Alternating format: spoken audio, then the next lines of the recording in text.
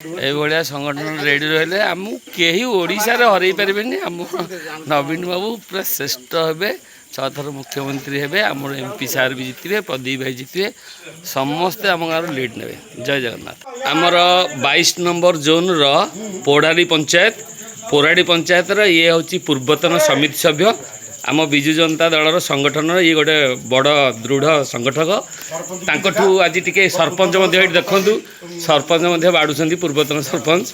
तेणु आज जो संगठन एकाठी कर दुई जन जाक सरपंच आ समित ये आम विजु जनता दल कर्मी मान मन आज भारी खुशी अच्छी। तुम कौन कह आम ये जय जगन्नाथ।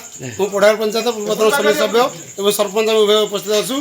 आम जिला परिषद प्रकाश चंद्र साहू अच्छा। आमर बलगड़ ब्लक रे आमर पोड़ारी पंचायत विजु जनता संगठन भल अच्छी, अति सुदृढ़ अच्छी। लोक मैंने समस्त खुशी अच्छा। आम निश्चित एमपी और एमएलए दुई जन निश्चित जितने ए सन्देह किसी ना।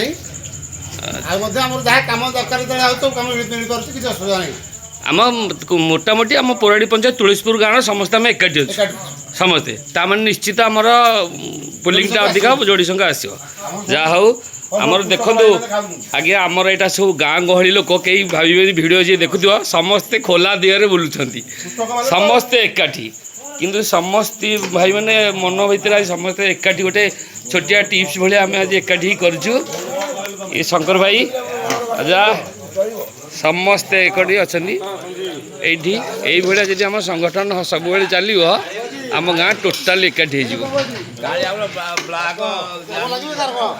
देखो समस्ते एजेड पर्सन लोक कि भारी मन एकाठी।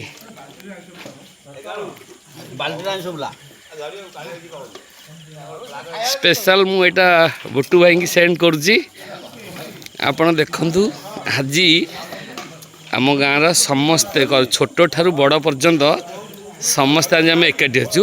आ समस्तर मतरे आम एकाठी समस्ते जोड़ी संघ को भोट देवे आम गाँव यूनिटी कर तेणु जय जगन्नाथ। आपण मैंने टी देखु आम संगठनटा ठीक अच्छे ना नहीं यहाँ आज ये एमती सबुदिन चलो आम गाँ एकाठी रहा पर्यटन। ये आम सरपंच।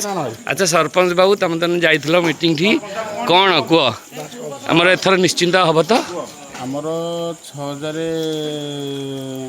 प्लस पुलिंग हम 4000 आम निश्चित 6000 पुलिंग हम। हाँ आमर जो दल अच्छा गोटे कांग्रेस बीजेपी दल अच्छा ये 2000 से 1000 1500 भर नौ आम टोटाल आमर पजिशन अधिक हम। मोटामोटी आम 2000 लीड दबा कांग्रेस किसी ना बीजेपी किसी ना आम पंचायत निश्चित 2000 लीड दबू। ये सब पुराना संगठन गाँव अच्छा आम तो नुआ राजनीति रे किंतु आम गाँव सदाबे सब हास्ट दबू रेकर्डिंग।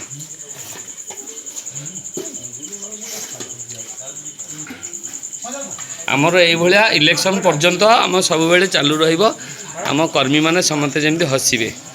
जय जगन्नाथ।